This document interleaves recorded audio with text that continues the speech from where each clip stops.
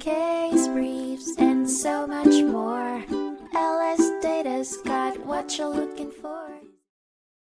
The cosmetics manufacturers pushed back, escalating the matter to the Supreme Court. The Supreme Court examined the case closely, ultimately deciding that although the pre-enforcement lawsuits brought by the cosmetic manufacturers were not barred by the Food, Drug, and Cosmetic Act, the dispute over the controversial regulations was not ripe for adjudication. The regulations, which permitted FDA inspectors to examine particular manufacturing procedures, didn't have an immediate impact on the daily operations of the companies subject to them, according to the court.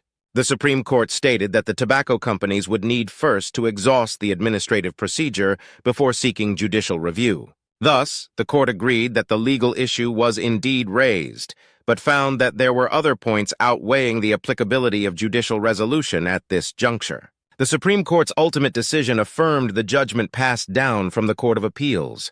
The court's viewpoint endorsed that the legal conflicts are best navigated in the context of specific applications of the regulation, as opposed to the generalized challenges as provided in this case. This landmark case underscored the importance of ripeness in bringing a matter to court, as well as the importance of exhausting administrative procedures in conflict resolution. Case briefs, and so much more. LSData's got what you're looking for. Visit lsc.law, elevate your mind. Leave the stress of class.